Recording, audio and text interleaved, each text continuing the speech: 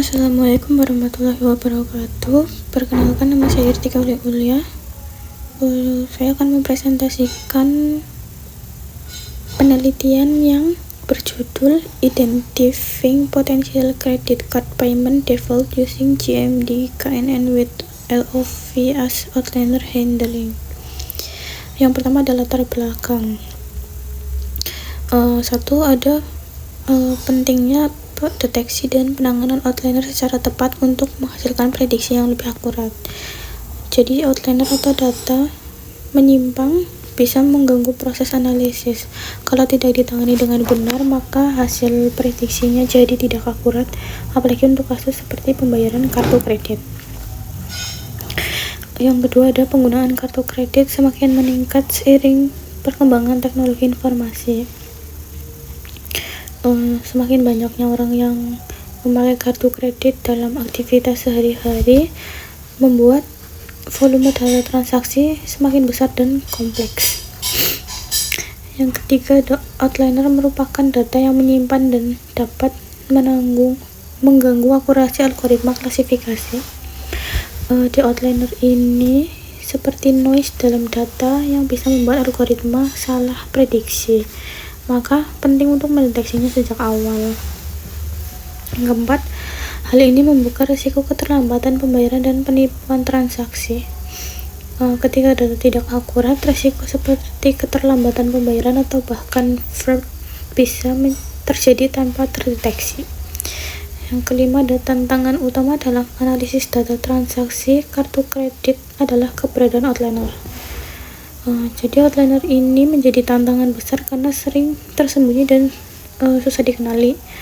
Penelitian ini mencoba mengatasi hal tersebut. Selanjutnya ada tujuan penelitian. 1. Mengevaluasi kinerja metode generalisme distance Skinner-Snijder. Ini adalah metode klasifikasi yang dikembangkan dari KNN biasa dan diuji efektivitasnya dalam kasus ini. 2. Mengelompokkan data menjadi dua kategori, yaitu pembayaran lancar dan pembayaran macet. Di penelitian ini fokus membedakan mana data yang menunjukkan pembayaran tepat waktu dan mana yang terlambat. Yang ketiga adalah menangani data menyimpang menggunakan metode Local Outliner Factor atau LOV. LOV ini digunakan untuk mendeteksi dan menghapus data outliner sebelum masuk ke proses klasifikasi. 4. Menentukan parameter optimal, yaitu nilai K dan P untuk meningkatkan akurasi model klasifikasi. Parameter K dan P itu sangat penting dalam metode ini. Kombinasi yang tepat bisa meningkatkan performa model. Yang kelima ada meningkatkan efektivitas dan keandalan model prediktif terhadap pembayaran kartu kredit. Tujuan akhirnya adalah untuk menghasilkan metode yang bisa memprediksi keterlambatan pembayaran secara lebih akurat dan andal. Oke, next ada metode penelitian. Yang pertama menggunakan dataset transaksi kartu kredit dari UCI Machine Learning Repository. Data ini bersumber dari UCI yang merupakan repositori data umum untuk keperluan machine learning. 2. Ada total data yang digunakan sebanyak 30.000 transaksi.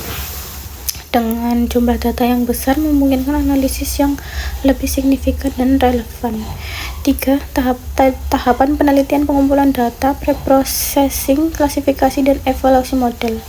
Langkah-langkahnya dimulai dari pengumpulan data, lalu pembersihan data dengan LOV, klasifikasi dengan GMD KNN, dan terakhir evaluasi hasilnya. 4. Evaluasi model dengan metrik akurasi, precision, recall, F1 score, dan J-means. Evaluasi dilakukan dengan metrik lengkap untuk memastikan hasilnya benar-benar akurat dan tidak biasa. Selanjutnya ada subjek dan objek penelitian. Pertama, dataset transaksi kartu kredit sebanyak 30.000 entry. ini menjadi subjek penelitian, yaitu kumpulan data transaksi dari 30.000 entry yang mencerminkan perilaku pengguna kartu kredit. Yang kedua, proses pengelompokan status pembayaran kartu kredit, baik yang lancar maupun macet. Objeknya adalah bagaimana data ini dikelompokkan berdasarkan status pembayaran. Selanjutnya ada hasil penelitian dan kesimpulan. Model dengan konfigurasi data latih 80% dan data uji 20% menunjukkan hasil terbaik. Di pembagian data ini memberikan hasil evaluasi yang optimal dalam pelatihan dan pengujian. Yang kedua, parameter optimal angka K yaitu 5 dan P yaitu 1 dengan akurasi mencapai 77,60%. Dengan parameter ini, model berhasil memprediksi keterlambatan pembayaran dengan akurasi yang cukup tinggi. Yang ketiga, penggunaan LOV efektivitas dalam membersihkan data dari outliner dan meningkatkan kualitas data. Tanpa outliner, model menjadi lebih bersih dan bisa belajar dari data yang relevan saja. 4. Ada GMD KKN terbukti cukup andal dalam memprediksi keterlambatan pembayaran kartu kredit. Di metode ini bisa diandalkan sebagai algoritma klasifikasi dalam konteks keuangan. Kelima, kombinasi penghapusan outliner dan algoritma adaptif memberikan peningkatan performa yang signifikan.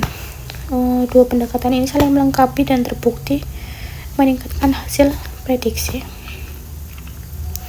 Selanjutnya ada kelebihan penelitian. Kelebihan penelitian yang pertama, metode ini dapat menangani data yang menyimpang dengan efisien. LOV sangat berguna untuk mendeteksi data yang tidak wajar dan membersihkan sebelum masuk proses klasifikasi. Yang kedua, ada akurasi model tinggi dan didukung oleh metrik evaluasi lainnya.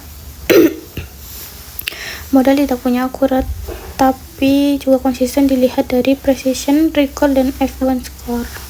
Yang ketiga, ada fleksibilitas dalam menggunakan parameter dan proporsi data yang berbeda. Metode ini cukup fleksibel karena kita bisa mengatur parameter sesuai kebutuhan. Yang keempat, berkontribusi terhadap pengembangan teknik klasifikasi yang lebih responsif dan adaptif.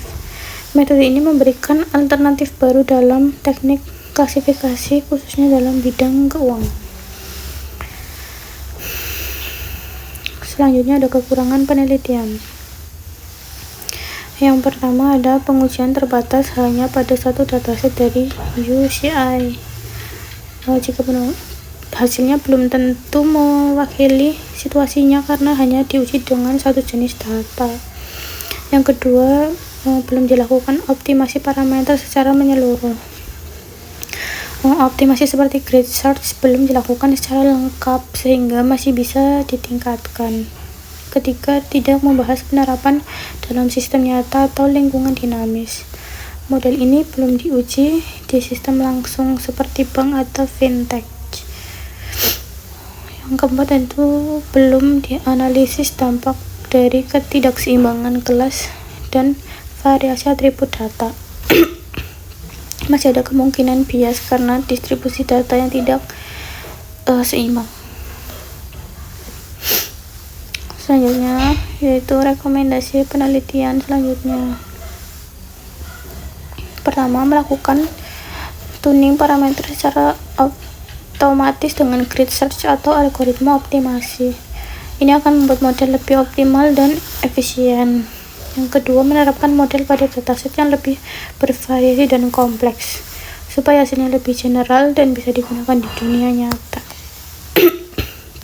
Yang ketiga, meneliti integrasi model ke dalam sistem real time untuk deteksi penipuan.